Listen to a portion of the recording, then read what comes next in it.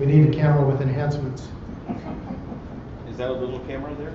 Yeah, we're going to try to capture this. We had some people that couldn't make it for good reasons. You're like the official online trainer of the world, from what I can tell. I Well, can recognize your voice on everything, even if you're not always there. I see, okay. I wish I had Any one. video on YouTube. I wish that I had one of those radio announcer voices. I don't. All right, good evening. I'm Farrell Gerbode, as I think almost all of you know. I am the Assistant Council Commissioner for Recharter Training. Tonight we're going to go through what districts need to know about Recharter. We're not going to talk about how units are rechartered. That presentation will be made available to you in a couple of weeks, trying to be sure there are no last minute changes that we can find out about before we distribute it. So tonight we're going to focus on what districts need to do and some of the tools that are, or at least the major tool that's available to you to help you manage your working with your units. So here's our general agenda. Now, this presentation, which I know most of you in the room have seen already, or something very close to it, except for the things that get modified every year. We're going to skip some major pieces of tonight. I'll send the presentation out to you, and you'll be able to see the slides, but I don't think we need to spend a lot of time with an audience where almost everybody has seen the major pieces that don't have to do with what's new this year. We're going to depart from the agenda a little bit and go through the spreadsheet that gets sent out. Some of the questions I was receiving midway through the Recharter season last year indicated that a lot of people didn't know what was there because they were asking for things that they had in the spreadsheet. So I thought we would go over what's actually in it and some ways that you can make use of it to your advantage to try to track the people that you need to worry about still. So we'll be doing that also. So without further ado, how did we do last year? Well, not as well as we did the previous year in some areas where it really concerns us. Most notably, we didn't do as well in terms of getting stuff turned in last year. It lagged a bit. Now, remarkably, when we had 15.6% of our charters not yet in, we had over 11% of our charters, or virtually 3/4 of that number, of the percentage that weren't in or completed an internet rechartering, just not turned in. So if we can get our units to not sit on it when they're done with it, we can improve this number pretty easily. I have reason to believe that 21.9% of the recharters on file on January 8th that had errors. I suspect strongly that number is low. There were some problems in terms of processing, making the initial cut through the charters as they came in last year, and I suspect, given the way that number continued to grow after January 8th for a while, I think we probably hadn't gotten everybody into the system and had their first look at that point. So that's why I said, even though this number is marginally lower than that number, I think we probably didn't do quite as well last year as we did the year before. And both of them could use improvement. Good news is last year, YPT not up to date fell to third among reasons for why a recharter is rejected. That is largely due to the fact that you could no longer put a new member in, a new adult member in, without them having YPT. And that change helped to make errors in the applications, missing signatures and all that kind of stuff rise to the top instead of being second. So that news is partly good, although we're going to see YPT as one of our big concerns this year. All right, Mr. Forrest.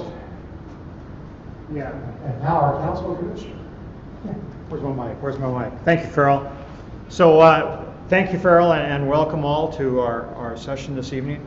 And as we think about why are we involved, why are commissioners involved in the whole recharter process, that is one of our 5 key things as we think about unit contacts and recording them in commissioner tools, as we think about building unit service plans and connecting resources from the district to the units, as we think about helping units get to journey to excellence and what they need to do there, and as we think about strong roundtables. The 5th one is all about rechartering. That is our job as commissioners. And so I want to encourage everyone and remind people that that is one of our responsibilities. And for you district commissioners, utilize your unit commissioners, utilize your ADCs to accomplish this task of getting these charters in on time. And I often talk about what I don't want to see happen is the charters getting thrown over the transom, right? So I've got it in. So we hit the December 15th deadline, whatever the deadline may be. I'll call it December 15th. And then all of a sudden, you end up in a situation where January you find out, oh, the charter was defective, and then you have to go through all the extra work. So let's make sure that we utilize our resources. Let's make sure that we do all that we need to do, and Farrell's going to talk to us about YPT. Farrell's going to talk to us about other things. Let's make sure all that stuff is in line and that we are good to go, all right? And remember that you have all kinds of resources. I'm a resource for you. Farrell's a resource for you. The whole council commissioner team is a resource for you as well as you accomplish this task. Thanks. Okay, well, somebody asked, not a lot of changes, and the answer is, this is hard to get used to. I'm seeing myself walk across the screen. The 2 big changes this year are the fact that National has made the decision to stop rechartering LDS units. They have simply gone through and extended the charter forever, or will have shortly if they haven't done it yet in our council. Some councils they've started this in already. They're going through and just simply extending the recharter date to December 31st of next year.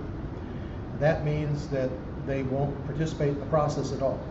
So if your district is one that has a lot of LDS units, you just got a big win, because you're not going to have to go chase them down when they're trying to figure out who it is that's doing which job in the unit and so forth. Yes, ma'am. Can I ask a question? Because this is already come up. What do LDS units do if they have people they need to draw?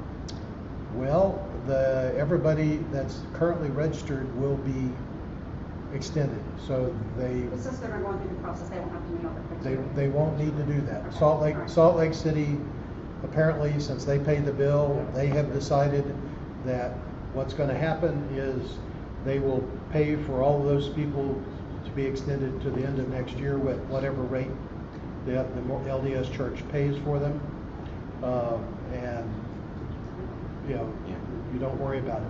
Now, what you should do with your LDS units, that you need to work with them because you won't have recharter to do it, is you should encourage them that if a new leader has been called, that they fill out adult applications on those new leaders, so that when somebody goes in and pulls a list of all the scoutmasters or all the cub masters, they get the current one instead of the one that's not there anymore. So we do want to try to work with them on that part of it, but in terms of if everybody else basically is being extended in place to the end of next year. Now, I assume there's some process whereby when the scout ages out, that scout will get dropped, but however that works is exactly the way it would work if they aged out this year. So if they don't actually drop them off the roster, then they're not going to actually drop them off the roster next year. But that's a decision that the church has made, that an agreement it's made with the Boy Scouts, and that's the way it's going to be. So we don't have to worry about those. Probably the same question, but different word. If they've aged out of the program, LDS, they will only be dropped off. We wouldn't take any action on that. You don't have to take any action with respect to an LDS unit at recharter time. You won't even see them turn up because their expiration date will be extended to next year, on all the tables, the spreadsheet that we send out, they're not going to even appear in the spreadsheet because they have a December 31st of 2019 date on them, and we're simply not going to include them on the list. Okay. So they won't be expected to do anything. And I've got to remember to try to repeat your question so we capture it here. But Dan's getting ready to remind me.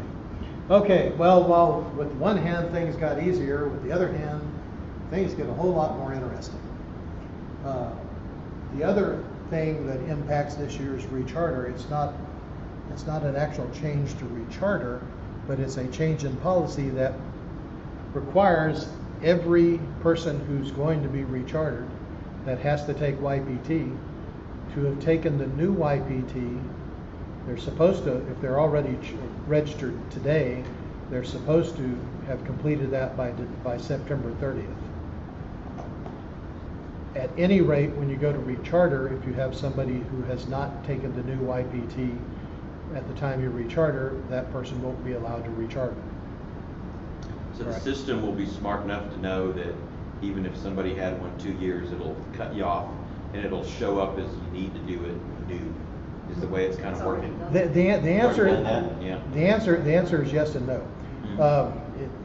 The way they explained it in announcing this change is that on October 1st, they would go through and erase all previous wild ones that were taken prior to the start date for the new course.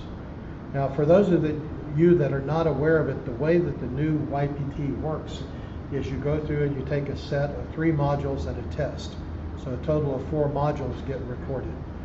For those of you that are into the numbers, they have numbers like SCO_3001, 3, 4, and 7, with 7 being the test. When you have dates recorded for all 4 of those, it then updates your YO1 date to presumably the last date, the latest date involved in those four modules. There is no way to distinguish other than by date between YO1 for the new course, which is the way it ultimately gets recorded, and YO1 for the old course, other than the date. Now, the course became available on February 1st of this year. And presently we have 253 people in the Sam Houston Area Council that took the course during the month of February. There are some things written by National that say February 1st is the magic date. There are other communications that they've made to people that say March 1st is the magic date. So it'll be interesting to see exactly what they do. It is the case that people who actually took the new course prior to March 1st, but after February 1st, actually will have the 4 modules recorded. So we'll, I guess, have the ability, if we find that they've excluded those people, to decide whether or not we're going to do something like go in and enforce a YPT date of March 1st on them, since they obviously took the new course and they have the modules. But right now, we don't know which date they're going to use. So it's safe if anybody that you see who has, if you look at what they call the YPT aging report, if you find people who took it after March 1st, they're golden, because there's no story that says anything, that after March 1st. Now, it is the case, there's a story that says the state of Texas will not recognize that YPT as, quote, in person, or equivalent to the in-person course until March 15th. But there's also some stuff National has issued on that. So, but that doesn't affect us on Recharter. But it is the case we may have, between all the districts, 253 people who are caught in the lurch, possibly. And we'll have to see what to do when that happens. Nathan has talked about what the council may decide to do if in fact March 1st really is the date that we'll basically do something with the people who actually completed the course early. So that's, you can use that if you look at YO1, a date that's recorded of February 1st or later, or March 1st or later, depending on which story ends up being true, can be used to tell if somebody has taken the new course. Or you can go to the trouble of looking at individual training records and look for the SCO 3001 through 7 courses all being completed. Now, there's also a number of people, about 24 of them, that at least as of as of April 26th, there were about 24 people who had completed the test, the 3007 module, but had one or more of the modules leading up to that test that didn't have a completion date recorded. And their YO1 dates were not updated. Basically a partial. And so what we don't know, what we do know is that the system will say those people did not take the new course until they go back and complete whichever modules are there. So at some point it may be necessary to go looking in more detail to try to find out who's in that boat. Just to ask in the app, I'm just looking myself up because I took it in April. And so it shows YO1 finished in April, but I don't show those SC01s. You won't see it there if you go into your individual training record. Yeah, but not in this. Okay, just want to see if it was No, showing. not on the YPT report. The YPT report is only going to show one date. Got it. But if you Okay. go in and look at, you have to actually go into Training Manager. Yeah, and you can't do it off pull your yourself, app pull or your anything. individual record up. You should be able to see every module you've completed online, and you'll see 4 modules for YPT that are SCO 3000_3001, 3, 4, and 7. So Farrell, it seems to me, listening to this and doing what I do with Commissioner Tools, working with volunteers and the commissioner thing, is a lot of our leaders are not very computer savvy, right? Right. And they can't get through any of this stuff and understand it. So I like to use the word partial because that's what we do with Boy Scouts with Americans, is you're either complete or you're partial, right? So it looks like you can be partial on a YPT and not realize it. And we're going to have to manage that as we get closer to the Recharter. But it's a safe bet to say that if they log in to My Scouting and look at, like Kevin's doing, is their YPT good or bad? That's a solid indicator of whether they're complete for Recharter, right? If they don't show there, If you got a date after March 1st, by any theory, you're in good shape. and If you have a date after but February 1st, you may be, depending. right, if you don't and you think you're done, then we got to go talk about Right. how you're partial and you think you're done. Right. Because you're not done until you log into My Scouting and it says you are done. That's correct. Yeah.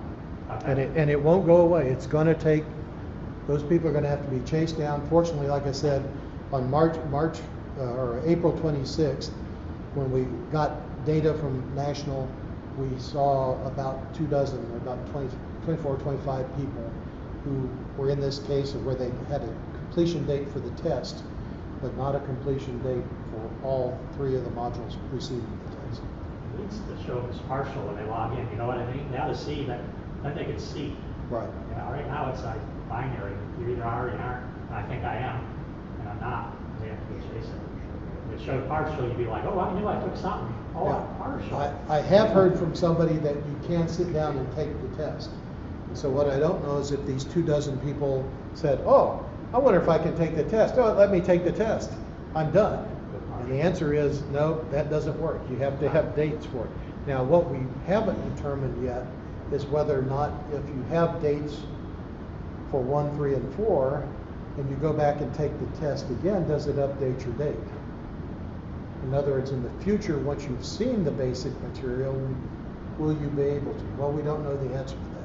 But we know in the first round, we know there are people who have managed to take the test, or at least they had a completion date for the test, and for whatever reason, they don't have completion dates recorded for all of 1, 3, and 4.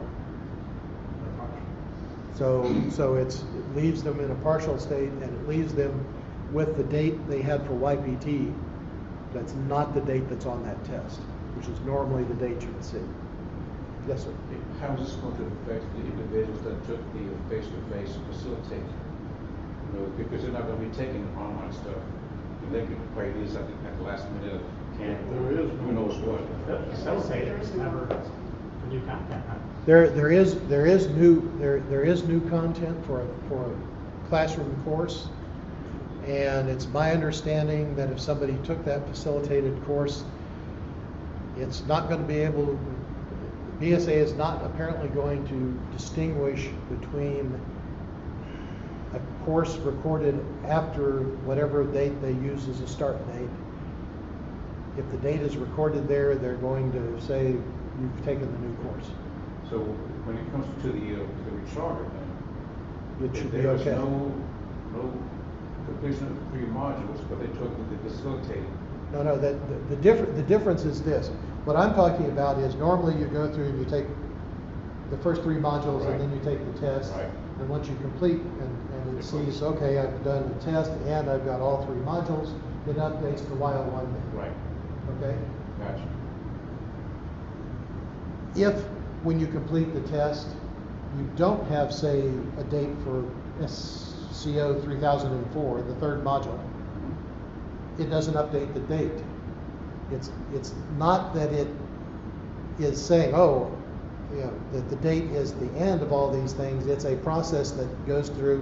When you complete the test, it looks to see if you've got everybody, and then it updates the date. Because what happens to me every year is, well, I took the face-to-face facilitated and it's not there. That's a Oh, different problem. This is a different year. This is a different time. That's a different problem. That's a problem, and you know, I ran into that problem myself last year. I took face-to-face because I had to have it renewed because I was doing camp inspections out of council. And I went and I took the course and I had my card, and when I went in the fall and looked, I had the old YPT date. And that's apparently the entire roster for that course got lost. Not a single person. We went through and reconstructed a partial list of the people who were in that course. Not a one of them got recorded. But is that person going to have a problem in Recharter? Yes. Okay. So no matter what If you do not have a recorded YPT date after either March 1st or February 1st, But specifically, it's going to be a problem. Those modules, you know, those are compulsory. There's no play for that. You could still take a classroom course. There is a classroom syllabus. It is the case that there were, I believe, face-to-face YPT courses taught this year. Okay? So all of those people will have a date, and the date is recorded, say they took it in April, they're good. It's going to work, it's going to base it off of the recorded while one date. It's going to fall to date. But the online training system will not automatically update the while one date for somebody taking online training unless when you took the test, you had dates already recorded for the first 3 modules. Okay? So if you took a classroom course, you won't have any of the online modules recorded, including the test. But you will still, whatever roster from face-to-face course, the classroom course got processed. Somebody in the back office over here will record that you took while one on whatever day on the sheet. And that will be valid for Recharter. Okay. So they won't have to worry about going online to those modules. As long as the date recorded for Okay. YPT is after either March Okay, 1st or that's- February 1st, yeah. I'm with you. There's two sets of stuff going that appears to be official or have at least official status, and we don't know which one they're going to use. But if you get past that point and you have a date recorded for YPT, you should be good. That's one reason why when I talk to volunteers, I encourage them to take the online, because the track record of the in-class ones not getting the roster processed in the computer is high. And somebody took it already and couldn't chase the paperwork backwards. I told them just go take it online where it'll update it. When you take them in person, the chance that the computer will get it updated is not great. So encourage online. I You have can. stacks. My commissioner went to a data center, we have up-to-date stacks. So I point all my people take online, Yeah. because you don't have that problem. And now because the state of Texas, after after March 15th, the state of Texas accepts the online course. So the need to have the face-to-face course to satisfy the state of Texas doesn't apply. I would guess the only reason we're doing that is for folks that just can't get to a computer or get the online. Do they have online in Spanish and different languages yet? Not yet. We ended up having to do some Spanish-speaking classes to get. It's my understanding certain that's people supposed to be trained. coming, but apparently it's not out yet. Yeah, so that was the one exception I knew of. Yeah, that's a good point. We just gotta make sure our instructor gets the paperwork in, gets the process. Dan, your screen locked up here because things were idle for a while. Hopefully it's. Okay. Now, You don't have to look at yourself. that's true, but I also can't tell where I'm at. The other thing you can do is make use of the YPT aging report. You know, commissioners have access to that, and you can go through and help look for people in the units that need to get their YPT updated. And then that's a subject a commissioner can have with the unit to say, hey, you've got these 3 people whose YPT is not going to be any good when it comes time to recharter. And you can do that for even the people. The good news is anybody who's complied and taken the new YPT is not a YPT problem this year. They're not going to be a problem. So it's only going to be the people who haven't complied with the directive to take the new course that are the ones that we have to chase down in order to get them rechartered. So it's good news, bad news. We know we're not having to deal with somebody who's been around long enough at this point to have the new course need to be refreshed. A couple of years, a couple of seasons down the road, then we'll have that problem. Okay, the other good news is we no longer have to worry about venturing at Y02 and exploring in Y03. It's one YPT for everybody. All programs take the same course, so we don't have to worry about the fact that our council has had a different policy for the last several years than national, and that national on all the online tools told you, hey, you're good, you've got YPT. Well, it turns out it's that venturing YPT that I took, and it's not really solving my problem for everything else where I need Y01, or vice versa, where the venturing people, it's kind of like, well, I just took YPT, took Y01, and but you got to go back and do that. So that problem goes away, and that, at least in the amount of time that's spent explaining it to people over and over again, has got to be worth a whole lot. So that was your last time to explain it right there? Yeah, hopefully. So, no changes in what the overall way we're doing stuff. Everybody has to use the internet rechartering. There's a version out there for exploring units. Everybody recharters has a December recharter date. We'd like districts to facilitate turn-ins typically at the same time that they do their roundtable and their district committee meeting on the Thursdays, the first 2 Thursdays of December. We do not know at this time, I have not heard back from the registrar whether or not they're going to allow her to do Saturday turn-ins. Last year they reduced it from both of the first 2 Saturdays in December to just the first Saturday in December during commissioner. Is that all based on whether they want to pay somebody to work on Saturday? Yeah.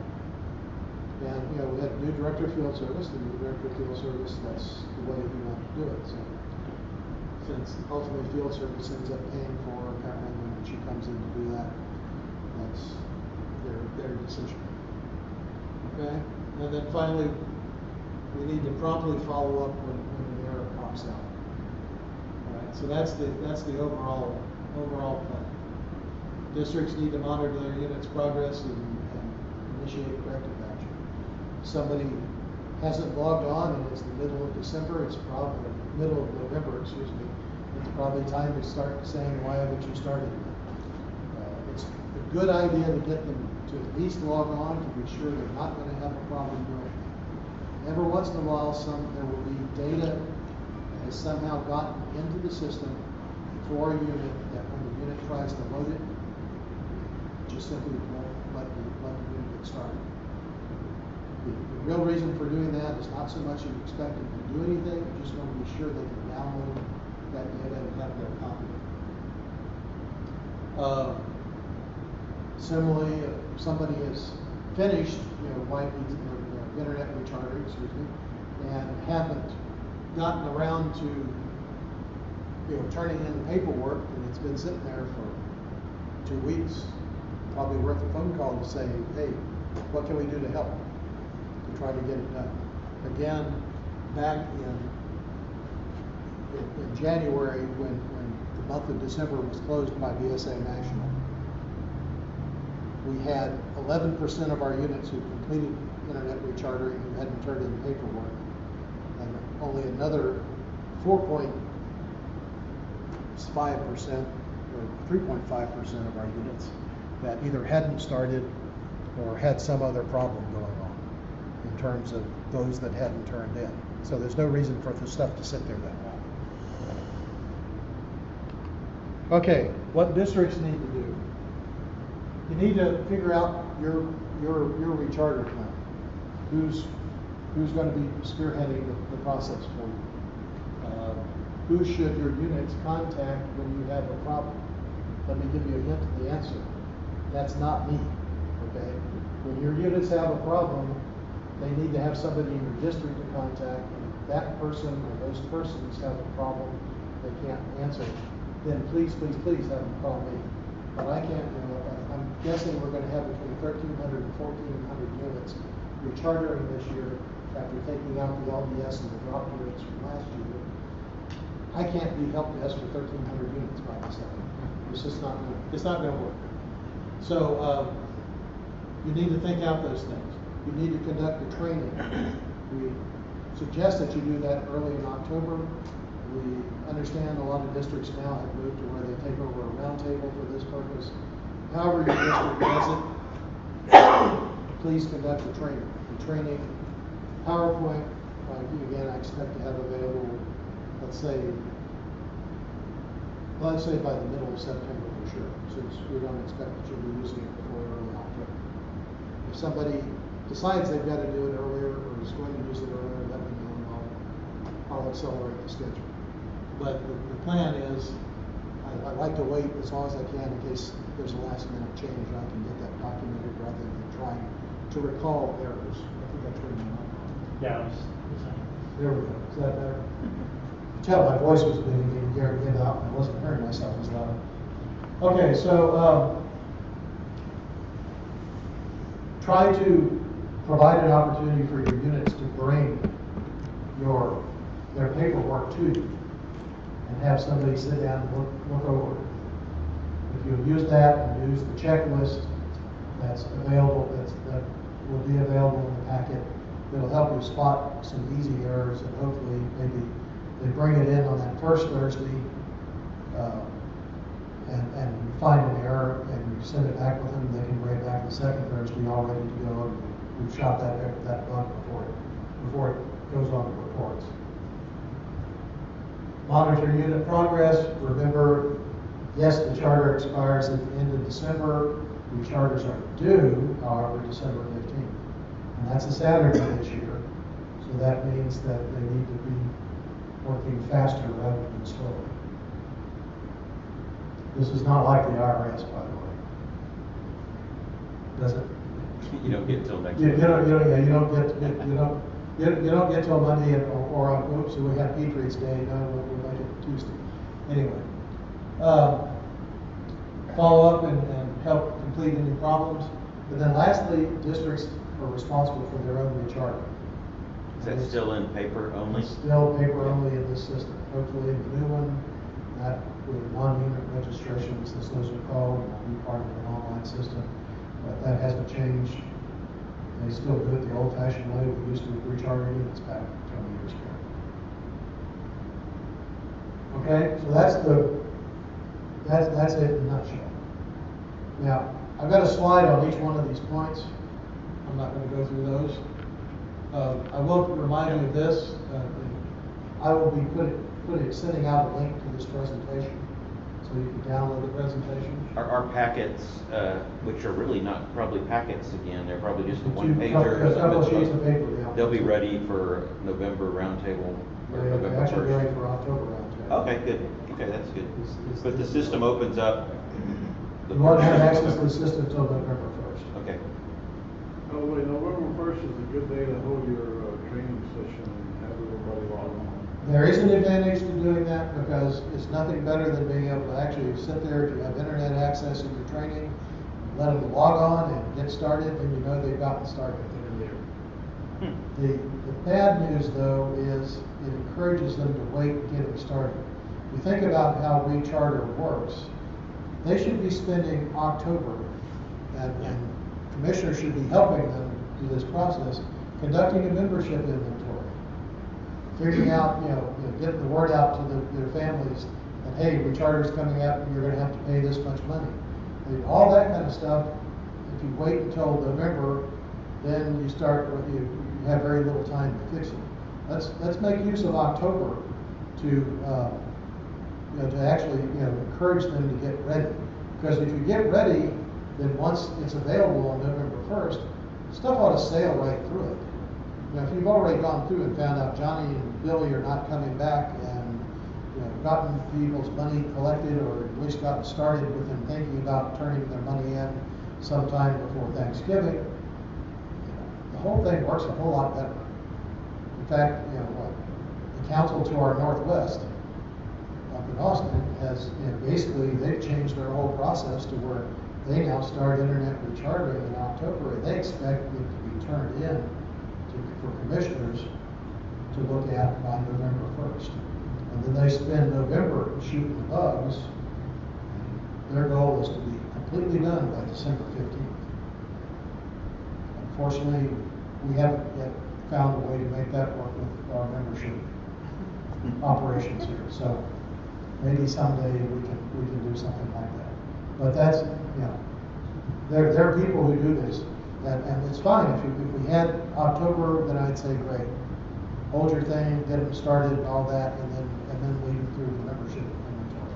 But since we only have effectively 6 weeks from the time it's turned on to the time they're supposed to be turned in, I suggest that what we ought to be doing with October is sitting there working with them to be sure they're doing all the homework necessary, so that when they're ready to go, they can sail through it right away once they get access to it. The last year or so, I've added slides in front of the stuff that you do that I kind of customize a little bit for my district that really go back to how to use myscouting.org to look up training status and check your raw, because I found a ton of leaders that are new just don't know how to do that.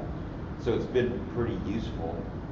I'll be happy to send it to you so you can see if you feel like it's worth putting in the front. Well, especially if you do it early, then you could get it out to them October and have them do that part and then know that they can't get into the system until November. I've been thinking about actually splitting the part of using the internet rechartering tool out as a separate presentation, and have, here's the recharter process, and oh, by the way, if you don't know how to use internet rechartering, then do that, because last year it was suggested that we try to do a video instead of the static screenshots, and time got away from me before I could locate the tool that had been suggested.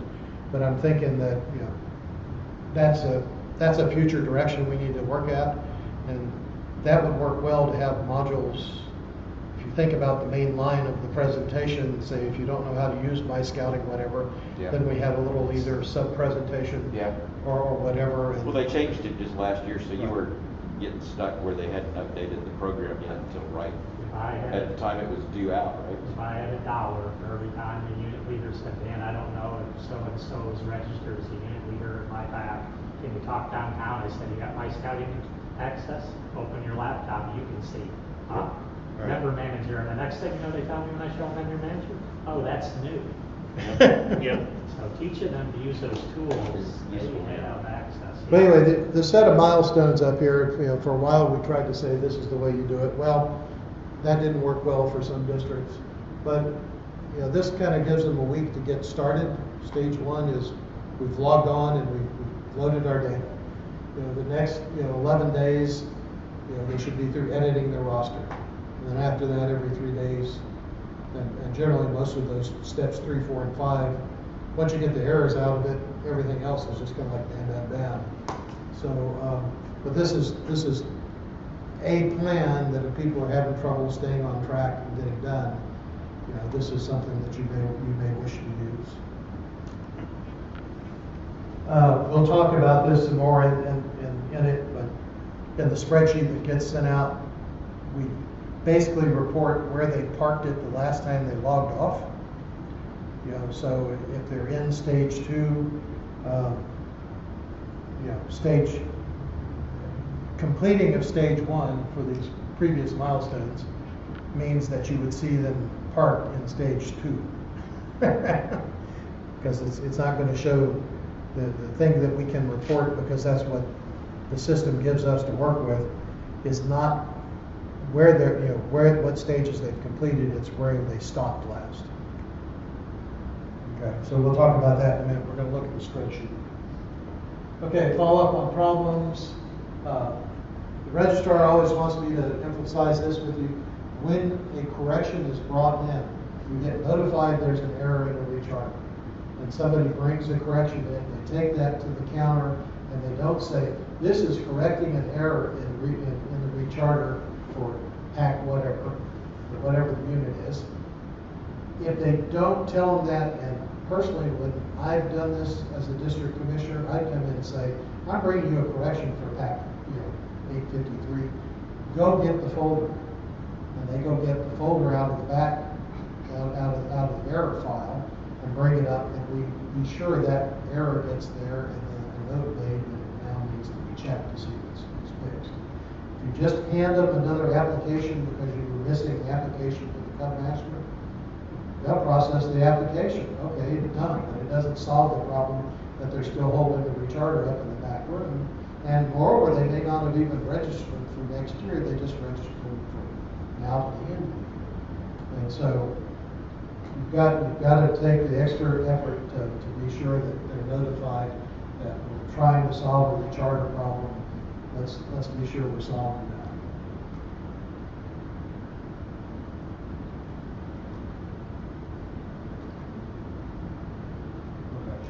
This part's still relevant. Yeah, let's try as commissioners to try to all be presenting a consistent message. We want people not to wait at the last minute. Yeah, it's not due December 15th, but 65–70% of all units in the United States recharter in December, which means they're all shooting in theory for December 15th. Guess what happens to the performance of internet rechartering when that happens? Okay? Procrastination is not your friend here. We have to, anytime we're adding a new person to a unit, doesn't matter, they're already registered in the pack and now they're going to be in the tree. If we're adding a person to the unit, we have to have a new application. Okay? We can't use their Cub application over again. We have to have a new application. We can't take the old one and scratch out on it. Now say we're changing it to Assistant Scoutmaster from being a den leader on that, because the auditors for BSA have to come down on councils, and our council will send that back to you saying, thank you, we need a new application. So that's important. Now what you can do still is if you have somebody who changes position at recharter time, the Assistant Scoutmaster becomes the Scoutmaster. They're already on the roster. The unit can go through during internet rechartering, phase 2 of it. They can change that person's position from Assistant Scoutmaster to Scoutmaster, and no application is required. The reason for that is ultimately the chartered organization has to sign the recharter application that is generated out of internet rechartering, and in doing so they have accepted the leaders who are on there. So we've effectively gotten their blessing on it. BSA already had the other relevant information. Hopefully they took the time to be sure they got the guy's new phone number or the new email address or the new address or whatever else. But the important thing is getting the bottleneck was trying to get the chartered organization's approval. And they're signing the recharter application, whether it's done physically or electronically, has accepted that leadership change.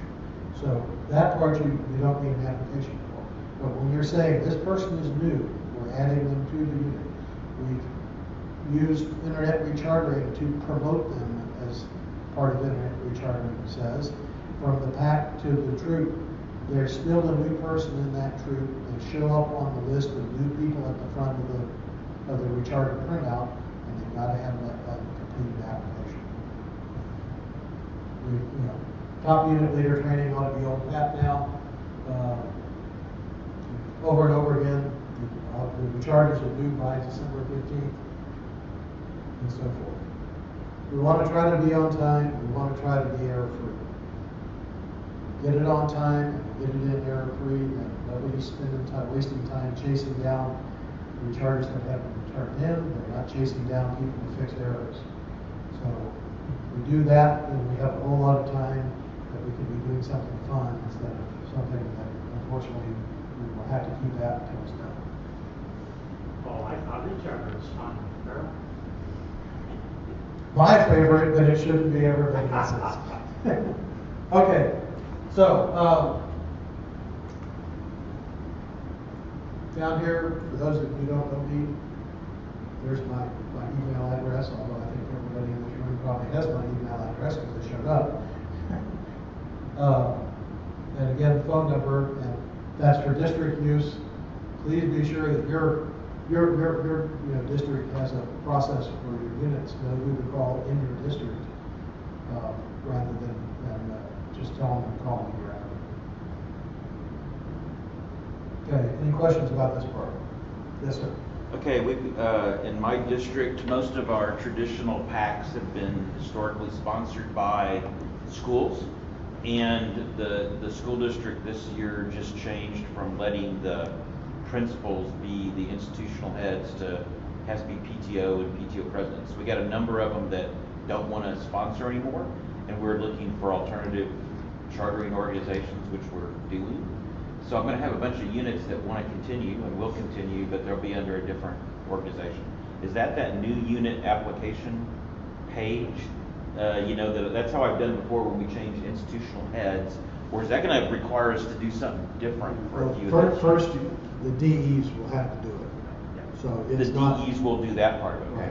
And so once they've established the new unit, then they're aware of it, or they were when I had a DE, but hopefully we'll have one. But if not the field director, and if not that, the so field service. somebody will fill in. The way this works, if the they positions change that vacant, stuff, and then I won't moves need up. one of those forms. But if I change if it's the same charter organization, but it's just a new person as the institutional head, I use that.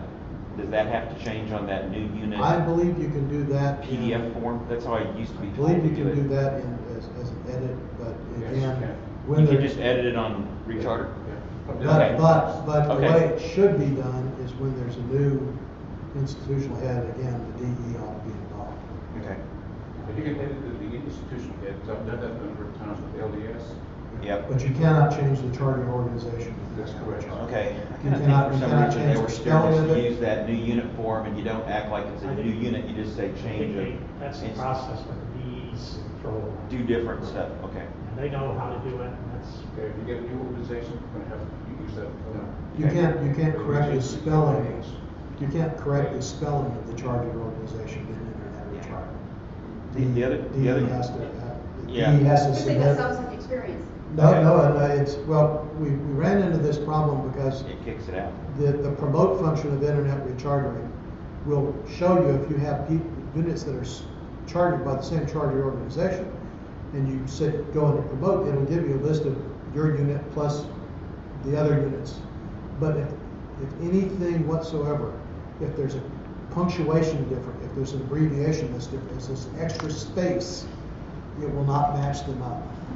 And so as a result of that, we've had cases where things got corrupted, particularly we found this common in our LDS units, to where somebody would say the beach nut ward, and somebody would say, give a ward number and stuff like that, and they didn't match up, and that was a case where they did actively like to make use of the promote function. It was convenient for them. I have a question about the leader being fully trained. for Scoutmasters, Mhm. is it just the Scoutmaster course, or is it that plus IOLS? Plus IOLS. It is IOLS. Cool. Takes both.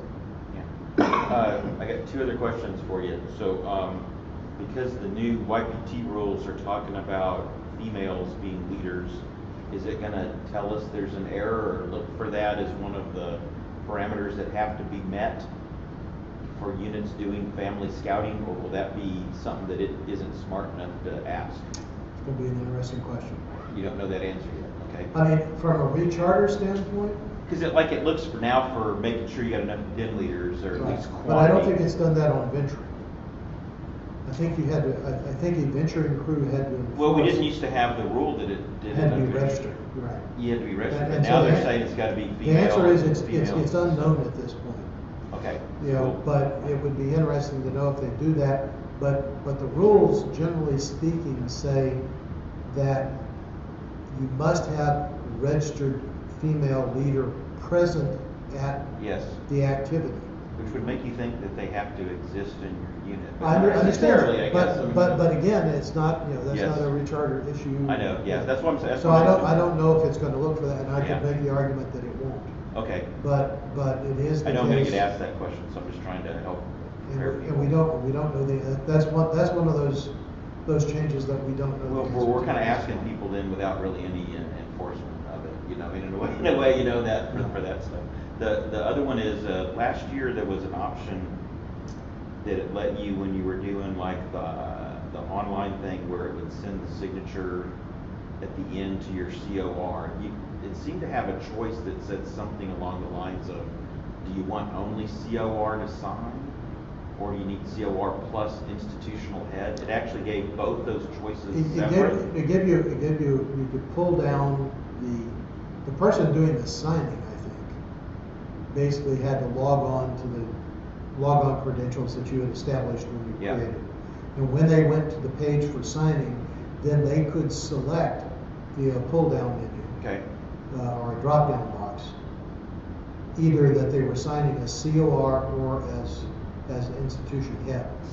Okay. It wasn't saying, it only required one signature, but it gave you a choice of who it okay, was that so you. that's my question, it only requires one of those, because on the paper form, it wants institutional head, if I remember That's correct, correctly. and it's a change with, That's and on the paper form, I've seen it rejected if you didn't have the institution head Yeah, signing, but if you do it online, the SA will accept. and the way the form prints out, I think we had some Either. people getting feedback, and they did it one way online, but when they print it out, because they got to print it out to show it, it came up different. And then the people using that seem to be people where it's usually committee chair is the same person as the COR. Yeah. And so they're going, hey, I can do this and approve myself, kind of, you know, and then it doesn't ever go anywhere, which I think got us in the trouble of PTOs knowing what was going on and stuff in the past. Here's just explain my life, I do exactly that, I'm a committee chair for Yeah. that, Sounds COI good. for a PTO charter.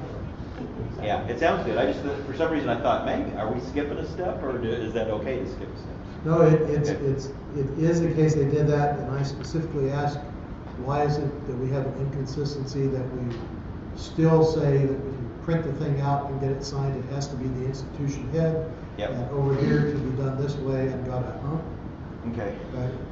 Sure, it's because it's allowed, the answer was it's allowed on, it was a set of changes that we made for online application for membership. Okay, but that didn't answer my question. Yep, So, yep. okay, So in the past, we've had to make sure that there was a tiger den leader, a den leader, and a weeblers leader. Is there going to be any difference this year that we have to make sure we have a lion leader? Is that if you going to have be lions, differentiated at all? if you have lions, I would, well, you don't So I don't know if have, they've come up with a code for that. I don't think there is a position lion den leader. It is a function, the way I read the stuff that they sent out yesterday, or was it today? It's been morphing over time. Well, I mean, I started reading it when you all sent it out last week, but basically, it says the PAC is responsible for assigning a lion den leader to assist the den in getting somebody to volunteer from among Supposed to the be an parents experienced den leader. No, some, Yes. but again, it appears to be an advisory role. But they So, make it look like that I person's don't- supposed to I be a don't know trained yet leader, what that's and gonna the end up numerics looking don't like. have to be. Okay, so- Be interesting to see how it handles it, I think. Yeah. We don't have an answer. You know, we don't know what that one's gonna look like. And then my other question is, we've heard rumor that, when we recharter, they got the new member coordinator now. Yes. That you have to have that position filled. Not that I'm aware of. That was a big rumor, I heard that floating Yeah, I around heard too, that. like it'll kick you out if you don't do it. I don't know where these rumors all come from. Well, Rumors. it's interesting, you have the process and the rules, and then you have the online recharter validate, the validation routines, and what the intersection is. Yeah, You can get it through that and exactly. sign it, and then you got. Well, then you have our set of rules on top of it. Yeah, you got. Yeah. Because internet rechartering in BSA policy says that if you have a PAC, you have to have a DIN leader. Period. That's it. However, in our council, if you don't have a tiger DIN leader, if you have tigers, a DIN leader, if you have wolves and bears, a Weeblos leader, if you have Weeblos of any sort, then they will push it back. And they will go until, middle of February before they relent. Yeah. Oh, See, I think on they it. could come out and potentially tell you if you've got any females, that you gotta have at least 2 DIN. They might do something like that in their logic, because they're telling you you're supposed to be separate DINs. I understand all Yeah. of those things, and I don't know what it's gonna end up looking Yeah. like at this point. You'll know soon. Do you do you have your own unit that you work with, or do they give you a dummy thing that you can see No. what it looks like from a unit perspective? The way I get all that stuff is I go out. To and somebody else? Once we have access, and I say, I know that unit's dead. Margarita, Okay. I'm gonna be using this one, I'm gonna be sending you an email. Okay. And we try to keep it canceled. Okay. We try to, I do stuff overnight, and then I send her email saying, okay, reset this one. So that way it doesn't turn up as having been accessed the next day. Okay. Because it turns Because out. I kinda always the wanted to report have this gets followed dummy very- thing I could go play with, and I can't do that anymore. Right. Something Yeah, else. I don't know. Trust me, I the know. first, two first things I asked, I said, when you replace internet rechartering, don't do it after the 1st of August. I said, because we need time to Yeah. get, to find out what it is and to look at it and to get our training materials done. Now, the product manager for the current internet rechartering says, it's self-explanatory, there's no documentation needed. Yeah. And you can tell that because there's no documentation. But, and then the other piece of it was, we need a sandbox. We need a place we can play and do training where we're not working with live data. So we don't have to worry about going through and redacting stuff. It took me forever to go through, and when I was able to get the slides of the new stuff, go through and redact it to where it didn't display personally identifiable information. And it's remarkable because it came out of a presentation that when you looked at it, it was all redacted, but they didn't flatten it. And so when you selected the slide, the image, the screenshot part of it, and pasted it, you suddenly got an unredacted stuff with everybody's personally identifiable information hanging out. Because it didn't. Because they didn't flatten the redaction onto it. So it's an interesting aside that when they roll Commissioner tools, they roll it with sandbox. We could log into it, hardly anybody used it, and they took it offline shortly after. Well, and it was horrible because it had no resources and all that. So they don't know yet how to do that. Yeah, I mean, the obvious way to do it is, to have people who are given the thing saying this person has access to the dummy unit, and the dummy unit is always loaded from the same place, and everybody has their own copy of it, and you can go through and do a submit, but it gets thrown away. And I mean, it's a simple way to retrofit that into the current So they system. did Commissioner tool, they didn't keep it on, because not many people used it, and the data was weird, and they had to keep it maintained. and just- and But that's that they were still actively changing all the programs at that point. They couldn't keep it synced, and they kept crashing the server they put it on because it didn't have enforcement. Makes me think they might be trap shy to try to do that again. Okay, so I wanted to talk briefly about this because I got some questions from even people who were experienced last year. If you've done this for a year, you've seen this. This is the little graph that we put on the bottom of every time we send out a report. And this is, just so everybody's clear, this is a what's called a 100% graph. So it means it shows where each district is with respect to the number of units they have. The reason for doing that is it looks like this if we don't do that, because of all the ones that are in the ScoutNet or in the Scout Reach. And so it gets confusing to look at. So it's easier to look at this. And so you can see how many, how many have been dropped, how many have not started, how many have, gotten started but aren't finished, how many have finished internet rechartering and turned in, no errors been reported, and finally, how many are in the problem, right?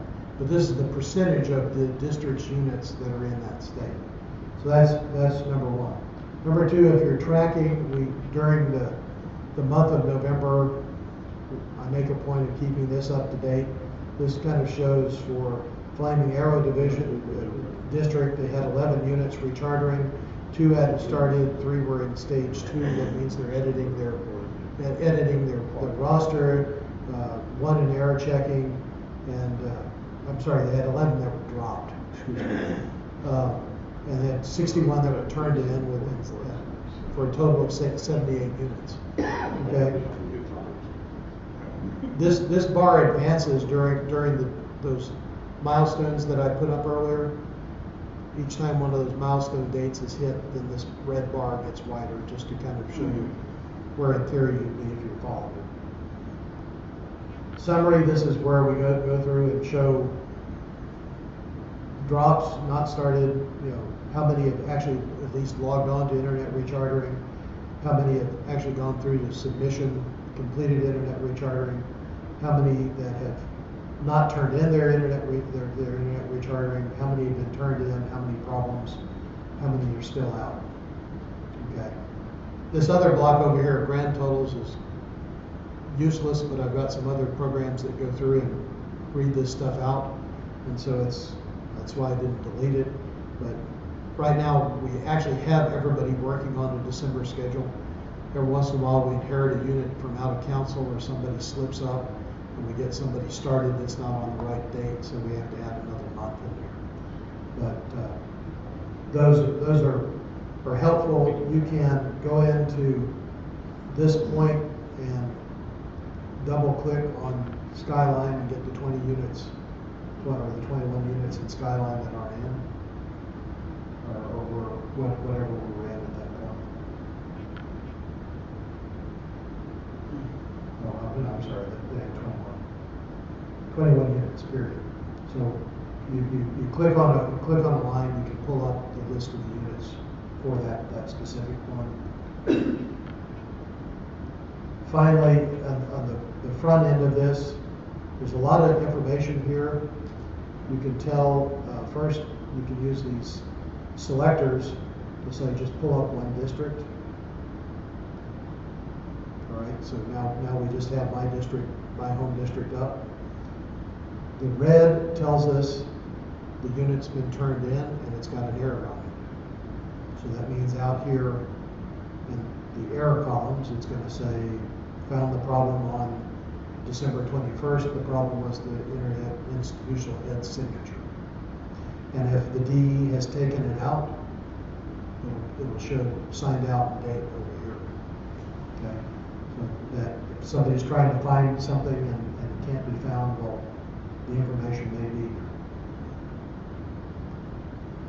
here. If in the hard copy turn-in column, if there's a date, that's when they turn it in. If it is past due, which in this case means that it's after December 15th of last year, then you'll see the gold block. If there's a unit that still hasn't started, it'll have a light yellow block on it. Over here we can see where they're at. So these units are in, submitted. Here's one who's still working on editing the roster and so forth. The date that was actually submitted on internet rechartering, that's different from the date that it was turned in. This is when the paperwork's turned in green. This is when the button was hit in internet rechartering. And then finally you have over here the contact information that the person who's working it for the unit supplied. So if you need to know who it is that's working on a unit's recharter, the information is all right here. This kind of stuff, you get fancy. The one indicates that whatever condition is talked about up here is true. So you could go through and find everybody who wasn't turned in by selecting all the zeros here. That gets pretty exotic. But there's a whole bunch of different conditions that you can select out subsets of this by either looking for being the case or not being the case. So I just wanted you to know what's in there. So, like I said, everybody here may be an expert on this, but I was getting questions out of districts where I'd worked with the same person for years, and they were asking questions that indicated they didn't know the stuff was in here. During recharter season, when we get into the heavy part, you send this update out like every couple days, which to me is almost kind of, to me it seems kind of excessive. Is that a real painful thing for you? Or does anybody else think that? I mean, well, number one, it's not hard because this is Margarita sends me 2 files that she keeps locally, and she downloads what internet recharting says from that, and that's what she sends me. Once I get it, I put the files in the directory and pretty much hit a button and it spits it out the other end of it. okay. I spend more time writing the message than I do the processing. Yeah, I guess I find out if I try. First year I did that, I started sending out to all my commissioners every one of those things, and I really got more issues back because they kept going, hey, you sent me this and we turned in stuff, but it'll take a week or lag to get the paperwork in the system and processed and before it's back. So when you get them updates every 2 days, they start going, I turned it in and it's not showing on this thing, and then I field more time questions doing that. So I stopped sending them out every single one of those and just did it like once a week. So it turns out that this was a compromise. Okay. There were some people who didn't want them very often. Probably some people didn't want them at all, but yeah. I don't know that any of those people are with us anymore. And there were some people who wanted them every day. Okay. And That's so just why I'm asking. 3 times a week ended up being. But we can always forward as we wish. Yeah, I mean, it's your discretion, whatever is useful for you. This system, actually, I developed the guts of this system when I was a district commissioner. And every once in a while, I'd call up Margarita and say, can you send me? And at that point in time, it was before internet recharting, so it wasn't in there yet. The other 2 were just copies of the 2 spreadsheets she does that she uses to track it, which I didn't feel were useful for me to even subset send out to my commissioners. Has anybody in the room done this long enough before feral reports were generated? I was a district commissioner. We knew nothing. Oh, really? All this data you have about whether your units are not moving. Yeah. We didn't have this. We knew nothing. You waited till the date around the table, see who walked in the door. Got it. We were blind. So this is Or your DE called Hey, no and problem. said, I'm just hey, curious. where I said, I don't know, are they still not in? Yeah. Well, according to the registrar, well, it's kind of like, we knew nothing. Yeah. And so I started asking for it, and basically I'd ask for it in front of my commissioner meeting, is what I do, and I would actually create something out of the data. Okay. Well, once Stan asked me to take over the training function, and I started doing that, I said, hey, you suppose anybody would be interested in this? And I showed him that, and he said, oh my God, yes. Yeah. And so We were all then I had to figure out how to automate the process. Right. Okay. There's a couple of thousand lines of macro code that generate this stuff, but it literally, other than there's an occasional cosmetic thing that I haven't spent the time to figure out why it's doing it, so I'll go and make some just some cosmetic changes to the output of it, and then literally I usually spend as much time writing the message as it takes. This runs in a couple of minutes. Okay, good. On at least this. I just kind of felt sorry for you, but now I don't feel sorry for you. Thank you for doing this. Yeah, it's not that bad. It's painful. And we can talk about it at council coordinated in October. That's when the last time a checkpoint was taken was, we said, hey, we're going to send this out on this schedule. And, you know, at that point in time, I was gonna do it twice a week, and because I was getting that kind of pressure from the director of field service at the time. Okay. And everybody said, no. I mean, we had a couple of people who were happy with that, and the bulk of the people said, oh, no, more than that. Most of them would have had it. The majority would have, if we did a strict majority at that point, they would have had it every day. And we finally ended up compromising after the various people discussing it. And the fact that it did take a little longer to run in those days because I had a slower computer. And basically ended up deciding 3 times a week. And then, you know, once we get out of the prime season and most people are beginning to slack off, then I reduce the frequency. Yeah. But I'm perfectly willing to talk about it. People want it once a week, hey, that's fine with me. It means only once a week I have to do it. Because I do it, yeah, many times I'll be off in Los Angeles visiting my grandchildren or whatever else, and I'll take my computer along so I can continue to spit out reports. Okay, anything else anybody wants to talk about Recharter? Thank you for coming.